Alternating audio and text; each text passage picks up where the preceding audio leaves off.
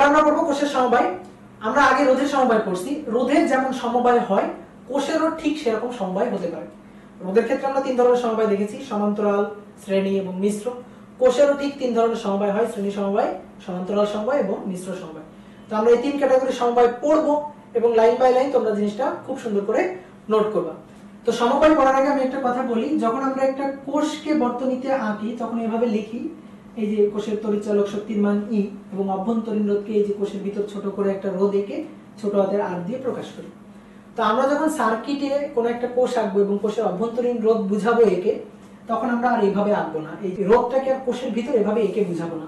আমরা তখন করব কি, কোষটাকে এভাবে আঁকবো, এর তড়িৎচালক শক্তি ই এবং এই যে রোধটা আছে এই রোধটাকে বাইরে এনে এর সাথে পাশাপাশি শ্রেণীতে যুক্ত করে দিব এবং এটাকে ছোট হাতের আর দিয়ে নিচে লিখে প্রকাশ করব, যেটা হচ্ছে অভ্যন্তরীণ রোধ। তাহলে একটু মাথায় রাখবা, আমরা কি করব, কোন একটা কোষের ইলেকট্রোমোটিভ ফোর্সের মান এবং অভ্যন্তরীণ রোধ প্রকাশ করার জন্য কোষ এঁকে তার উপরে ইলেকট্রোমোটিভ ফোর্স এবং অভ্যন্তরীণ রোধটাকে পাশাপাশি অর্থাৎ শ্রেণীতে যুক্ত করে তারপরে এঁকে আমরা জিনিসটা বুঝাবো। ওকে, তো আসলে এবার আমরা দেখি শ্রেণী সমবায় কি। কোষের শ্রেণী সমবায় হয় দুই ধরনের, মানে দুই টাইপে জিনিসটাকে ভাগ করা যায়, কেস 1 আর কেস 2। তো দেখো আমরা এইভাবে বুঝি, কেস 1 এটা হচ্ছে কোষগুলোকে একই ক্রমে, এই ক্রমে বলতে আসলে অর্ডার বোঝানো হচ্ছে, শ্রেণীতে যুক্ত করলে। ওকে, তাহলে দেখো একই ক্রমে বলতে আমরা কি বুঝি। মনে করো এটা হচ্ছে একটা কোষ যার এই প্রান্ত প্লাস এই প্রান্ত মাইনাস, এর মান কত, এর মান হচ্ছে E1।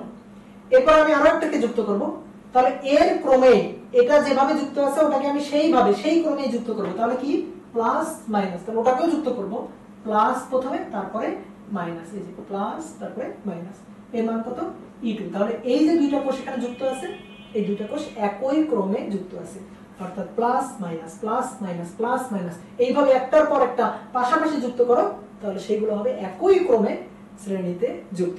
মানে ব্যাপারটা হচ্ছে, স্কুলে অনেক সময় দেখবা যে ছেলেমেয়েরা যখন অ্যাসেম্বলি করার জন্য লাইনে দাঁড়ায়, তাহলে তারা কিন্তু একই ক্রমে দাঁড়ায়, একজনের পিছনে আরেকজন, আরেকজনের পিছনে আরেকজন, এভাবে তো থাকে এবং তারা কি হয়, একই দিকে ফিরে থাকে। তো এটা কি বলা হয়, একই ক্রমে যুক্ত হওয়া। ব্যাটারি তো সেরকম হবে যে প্লাস মাইনাস এভাবে যদি যুক্ত থাকে তাহলে একই ক্রম। দেখো আমার এই হাতের দিকে দেখো, এই হাতটা এদিকে এবং এই হাতটা এভাবে, তাহলে এটা হচ্ছে একই ক্রম। দেখো দুইজন একই দিকে ফিরে আসে। যদি এমন হয় এটা এদিকে ফিরে এবং এটা এদিকে ফিরে, অর্থাৎ উল্টা, তাহলে এটা হচ্ছে বিপরীত ক্রম। বা যদি আমি বলি এইটা, তাহলে দেখো এ এদিক ফিরে আসে, এ ওই দিক ফিরে আসে, তাহলে সেটা কি হবে, একই ক্রম। অর্থাৎ মাথায় রাখবা যে প্লাস মাইনাস এভাবে যদি যুক্ত থাকে তাহলে সেটা হচ্ছে একই অর্ডারে বা একই ক্রমে যুক্ত হওয়া। এখন দেখো এর তো একটা অভ্যন্তরীণ রোধ আছে, তো অভ্যন্তরীণ রোধকে আমরা কিভাবে আঁকবো, এই যে কোষের সাথে বাইরে শ্রেণীতে যুক্ত করে লিখে দেব R1 এবং এর যে অভ্যন্তরীণ রোধটা সেটা হচ্ছে R2। এখন আমাদের করতে হবে, এই যে সিস্টেমে দুইটা কোষ ব্যবহার করা আছে, এই দুইটা কোষের তুল্য কোষের মান কত হবে সেটা বের করতে হবে, অর্থাৎ তুল্য ইলেকট্রোমোটিভ ফোর্সের মান বের করতে হবে। এবং যেহেতু দেখো দুইটা ইন্টারনাল রেজিস্ট্যান্স আছে, তাহলে দুইটার রেজিস্ট্যান্সেরও কিন্তু একটা তুল্য হবে, এই সেই তুল্য মানটা আমাদের বের করতে হবে। তো এটা আমরা কিভাবে বের করতে পারি, এই যে দুইটা কোষ যদি একই ক্রমে যুক্ত থাকে, তাহলে এই দুইটার পরিবর্তে যে তুল্য ইকুইভ্যালেন্ট কোষের মান যেটা পাবো আমরা, বা ইলেকট্রোমোটিভ ফোর্স যেটা পাবো ই ইকুইভ্যালেন্ট, সেটা হবে যদি একই ক্রমে যুক্ত থাকে তাহলে দুইটার যোগফল, অর্থাৎ E1 প্লাস হচ্ছে E2, দুইটার মান যোগ করে দেব। এবং দেখো রোধের ক্ষেত্রে কি হয়, এটা রোধ R1 আর এটা রোধ R2, শ্রেণীতে যুক্ত না, দেখো তো এই যে রোধ দুইটা শ্রেণীতে যুক্ত আছে না, দেখো এই যে শ্রেণীতে যুক্ত হয়, যে একই কারেন্ট দিয়ে কিন্তু দুইটার মধ্যে দিয়ে যাচ্ছে, তাহলে একই কারেন্ট যে রোধগুলোর মধ্যে দিয়ে যাবে তারা কি শ্রেণীতে যুক্ত। তাহলে যেহেতু দুইটা রোধ শ্রেণীতে যুক্ত, তাহলে রোধের আর ইকুইভ্যালেন্ট অর্থাৎ অভ্যন্তরীণ ইকুইভ্যালেন্ট রেজিস্ট্যান্স যেটা সেটা হবে R1 প্লাস R2। তার মানে এই যে কোষের মানটা এটা হচ্ছে ই ইকুইভ্যালেন্ট, যার মান হচ্ছে E1 প্লাস E2, আর এর জন্য যে অভ্যন্তরীণ রোধ আছে তার মান হচ্ছে R1 plus R2 equal to হচ্ছে R। এখন প্রশ্ন হচ্ছে কেন ই ইকুইভ্যালেন্ট দুইটার যোগ হলো, কেন দুইটার বিয়োগ হলো না, তার ব্যাখ্যাটা কি। তো দেখো তার ব্যাখ্যাটা আমরা এবার একটু বুঝবো।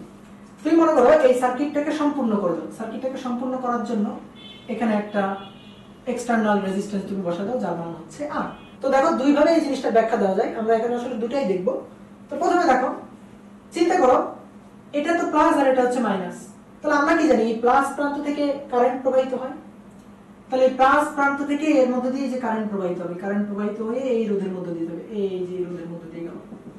মনে করো এই যে কোষটা আছে এই কোষের জন্য এখানে যে কারেন্টটা গেল সেই কারেন্টের মান হচ্ছে I1 যেটা এই আর রেজিস্ট্যান্সের মধ্য দিয়ে পাস করে গেল। ওকে, এবার আসো দেখো, খেয়াল করো, এই একটা ব্যাটারি যুক্ত আছে, তো এই ব্যাটারির এটা কি প্লাস, তাহলে প্লাস প্রান্ত থেকে কারেন্টের যাত্রা শুরু হবে। এখন আমি যদি বলি এই ব্যাটারির জন্য মনে করো এখান থেকে আরেকটা কারেন্টের যাত্রা শুরু হইলো, সেই কারেন্টের মানটা হচ্ছে I2, তাহলে সেই কারেন্ট I2 আসবে এই রাস্তা দিয়ে এসে এসে এসে এসে এখানে যুক্ত হয়ে আবার এই রোধের মধ্য দিয়ে কারেন্ট কত যাবে I2।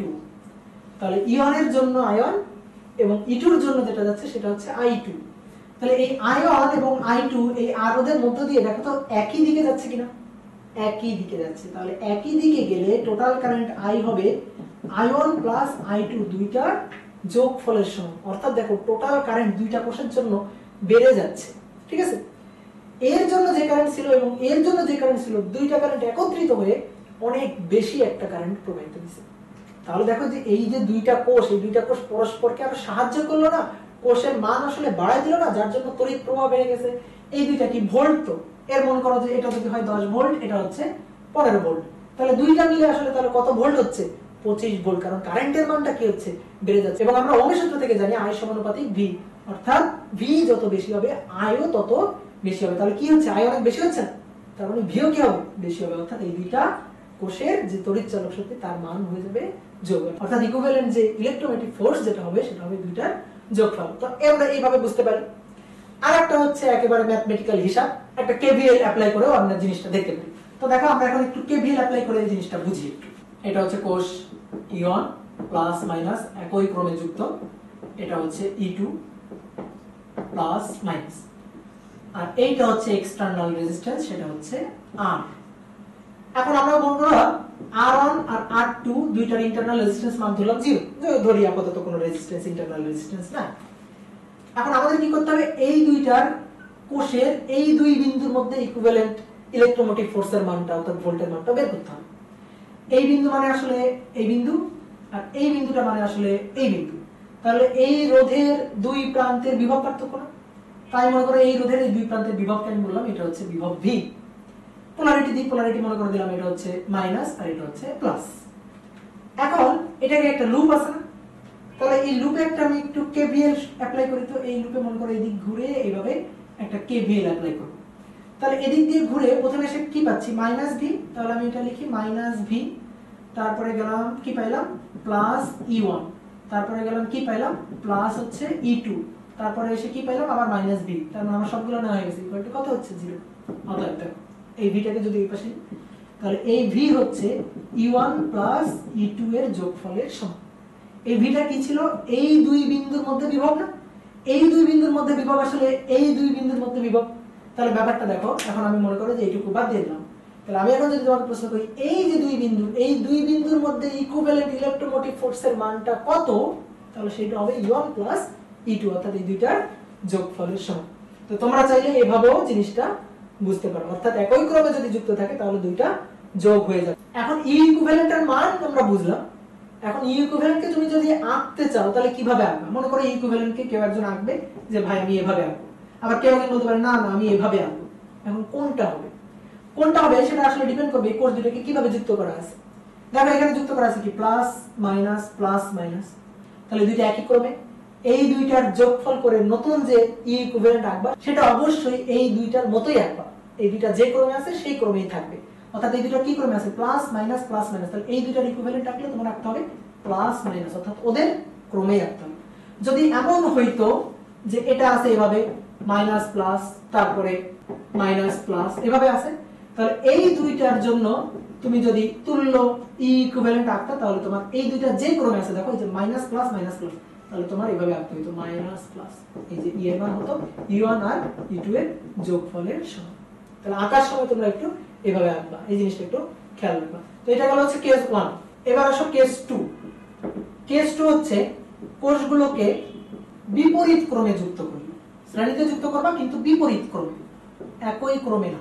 তাহলে সেটা কি হবে এরকম যে এই হচ্ছে কোষ E1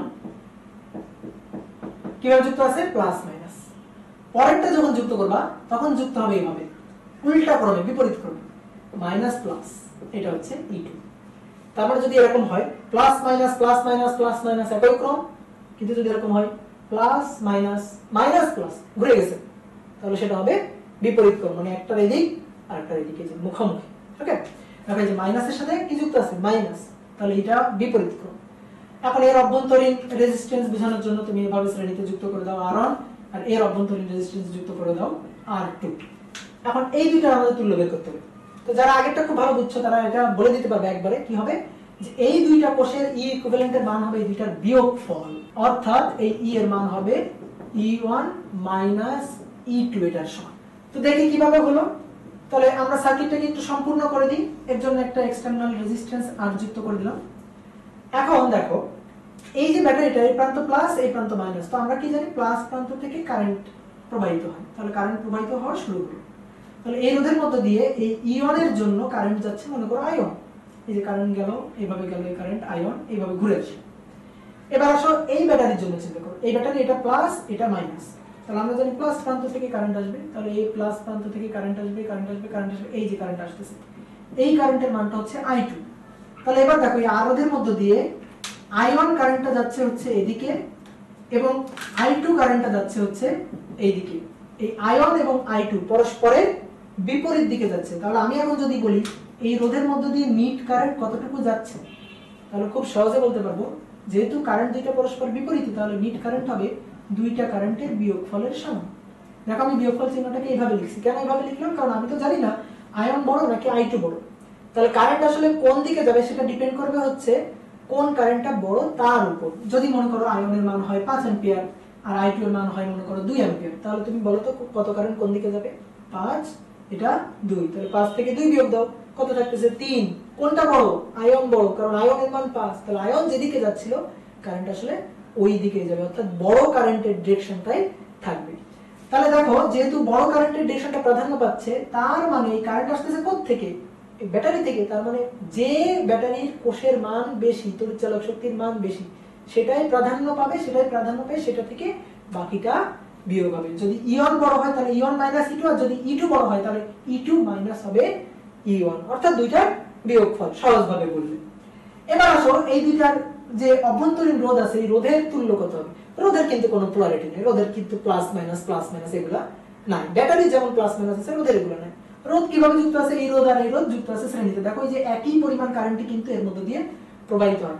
অনেকে আবার বলতে পারে ভাই যে দুইটা কারেন্ট নিলে আবার বলতেছেন একই পরিমাণ কারেন্ট। দেখো দুইটা কারেন্টের এই যে 5 অ্যাম্পিয়ার আর 2 অ্যাম্পিয়ার, এই দুইটার বিয়োগফল হয়ে আলটিমেটলি কত, 3 অ্যাম্পিয়ার। তাহলে ওই 3 অ্যাম্পিয়ার কারেন্টই কিন্তু এই সার্কিট ধরে ঘুরে আসতেছে। তাহলে কারেন্ট কিন্তু আসলে একটাই আছে, ওই একটা কারেন্টই R1 এর মধ্যে দিয়ে যাবে, R2 এর মধ্যে দিয়েও যাবে। তাহলে আমি যদি বলি এই যে ইকুইভ্যালেন্ট যে কোষটা, তার ইকুইভ্যালেন্ট অভ্যন্তরীণ রোধ আর ইকিউ এর মান কত হবে, সেটা কিন্তু হবে R1 প্লাস R2। তাহলে আমরা কি বললাম, ই ইকুইভ্যালেন্ট হবে দুইটার বিয়োগফল E1 মাইনাস E2, বিয়োগফল চিহ্নটা এভাবে দেওয়াটাই বেটার।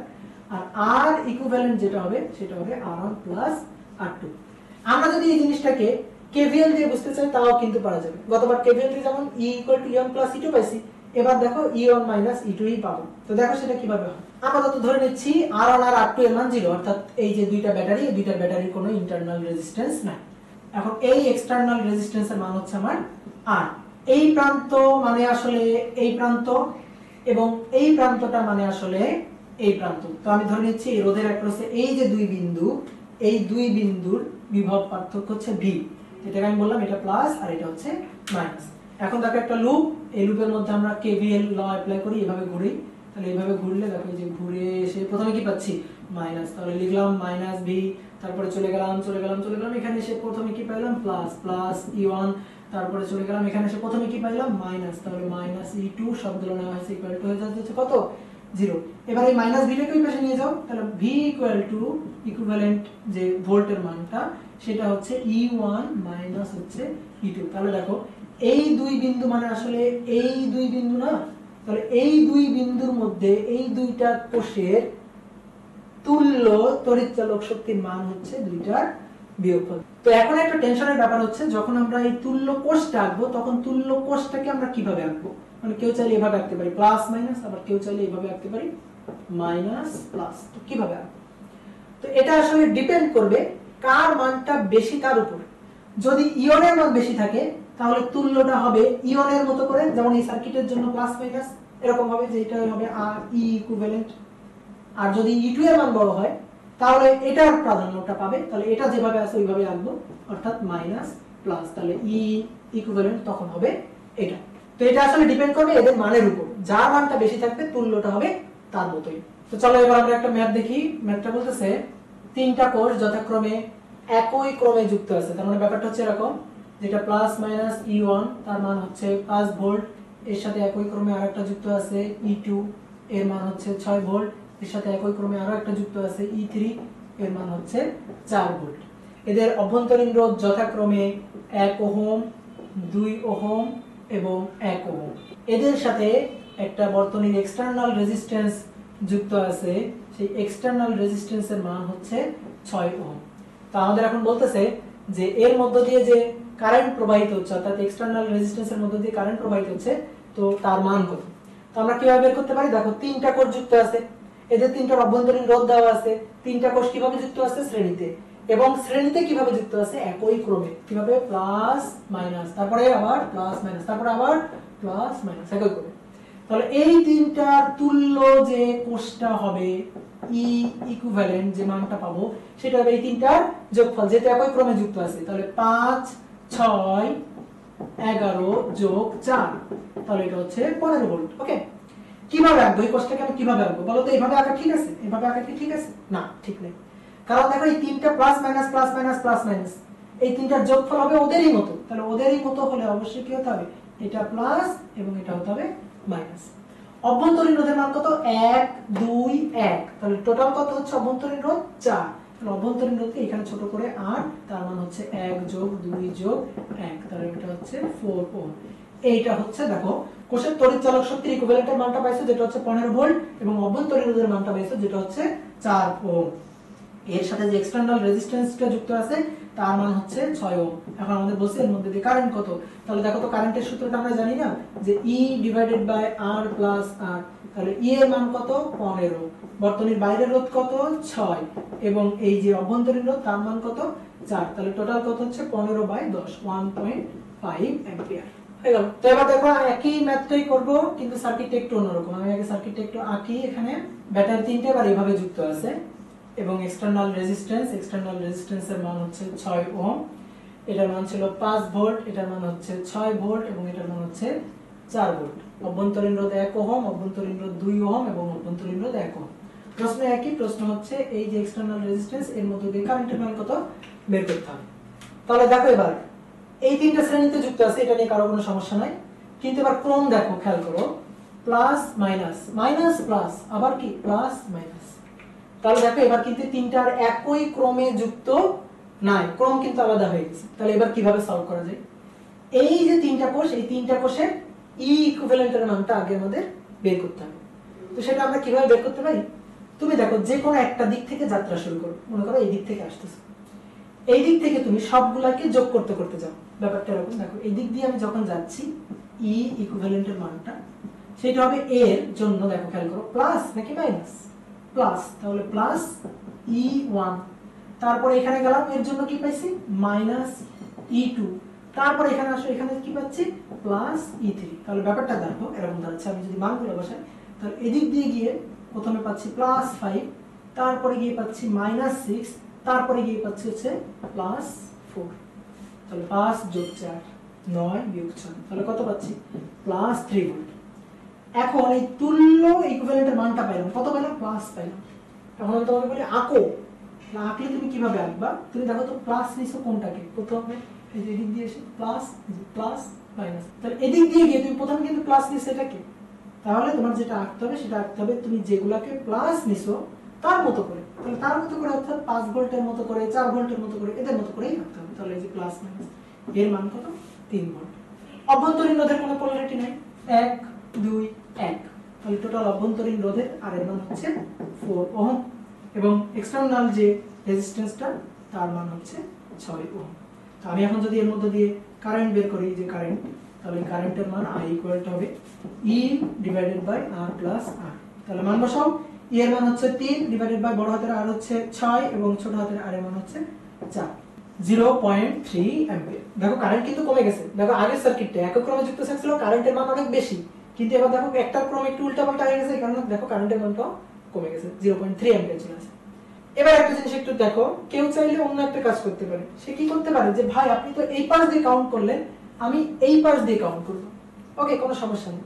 তুমি যদি এই পাশ দিয়ে কাউন্ট করো তাহলে ই ইকুইভ্যালেন্ট তোমার জন্য হবে, প্রথমে কি পাচ্ছ -4, তারপরে কি পাচ্ছ +6, তারপরে কি পাচ্ছ -5। তাহলে -4 -5 কত হচ্ছে -9 +6, তাহলে আলটিমেটলি -3 ভোল্ট। কি পাইছি মাইনাস প্লাস মাইনাস পাইছি। তাহলে তোমার আঁকতে হবে কি মাইনাসের মতো করে। তার মানে তুমি দেখো কোন দিক দিয়ে গেছিলা, এদিক দিয়ে গেছিলা না, তাহলে এদিক দিয়ে এসে প্রথমে কাকে আঁকতে হবে মাইনাসকে আঁকতে হবে। তাহলে আসো এদিক দিয়ে একে প্রথমে মাইনাস আঁকো তারপরে প্লাস, তাহলে ব্যাটারিটা দেখতে এরকম হবে। এই যে প্রথমে আঁকলাম মাইনাস তারপরে প্লাস। আবারও বলি, তুমি দেখো এদিক দিয়ে হিসাব করছিলা, এদিক দিয়ে হিসাব করে তুমি পাইছো কত মাইনাস, তাহলে এদিক দিয়ে দেখো এই যে এটা ছিল মাইনাস, ঠিক আছে। তাহলে এদিক দিয়ে যারা যারা মাইনাস তাদের মতো করে আঁকো, ঠিক আছে। তাহলে এদিক দিয়ে মাইনাস কি এটা, এদিক দিয়ে মাইনাস কি এটা, তাহলে তুমি 4 ভোল্টের মতো করে আঁকো বা 5 ভোল্টের মতো করে আঁকো, কিন্তু কোন দিক দিয়ে আঁকবা এদিক দিয়ে আঁকবা। তাহলে মাইনাস তারপরে এটা প্লাস, তাহলে এই যে এভাবে আঁকবা। তাহলে দেখো এই সার্কিট আর এই সার্কিট কিন্তু একই সার্কিট। তুমি এভাবে হিসাব করলো, দেখো যে প্লাস থেকে কারেন্ট এদিকে যাবে, আমারও কিন্তু কারেন্টটা আসলে এদিক দিয়ে গেছে। এগুলো কিন্তু খুব সহজ জিনিস, তো একটু ভালো করে বুঝবে এই জিনিসগুলো। ওকে, এবার দেখো একই মানের অনেকগুলো কোষ, ধরো যে n সংখ্যক কোষ পাশাপাশি একই ক্রমে যুক্ত থাকবে, অর্থাৎ শ্রেণীতে যদি n সংখ্যক একই মানের কোষ যুক্ত থাকে তাহলে কি হয়, আমরা একটু লিখি এটা।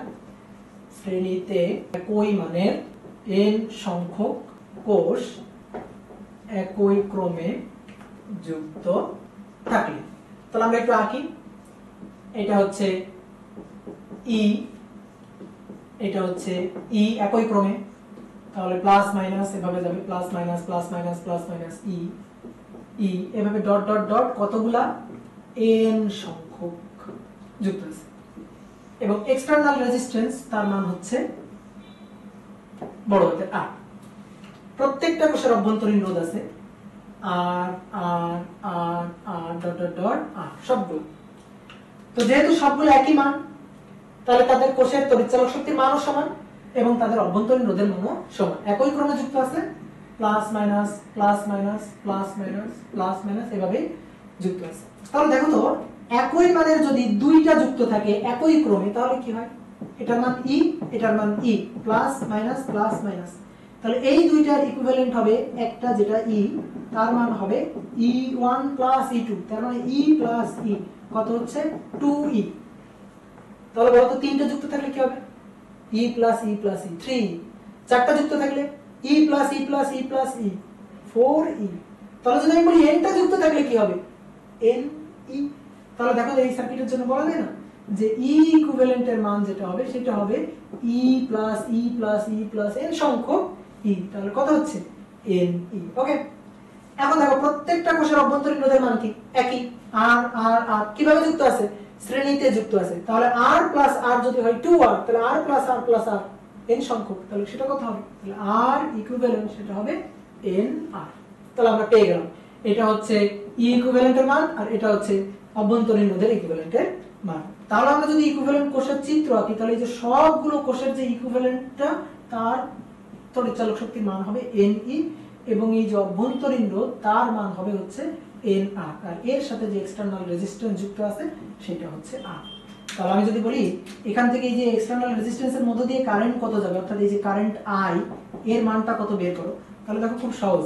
I এর সূত্র আমরা জানি E তড়িৎচালক শক্তি ডিভাইডেড বাই বড় হাতের R প্লাস হচ্ছে ছোট হাতের R। তাহলে এই সূত্রটাই এই যে E এর স্থানে এবার কি E আছে না, কত আছে NE, তাহলে এখানে বসবে NE। দেখো অভ্যন্তরীণ রোধ কি শুধু ছোট হাতের R আছে না, কত আছে NR, তাহলে এখানে এই যে ছোট হাতের R ওখানে বসবে NR।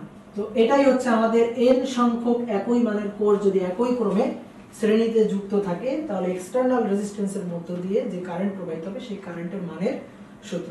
তো তোমরা এই জিনিসগুলো অবশ্যই মুখস্থ করবে, এগুলো মুখস্থ থাকলে খুব শর্টকাটে অ্যানসার কিন্তু করা যায়। ওকে।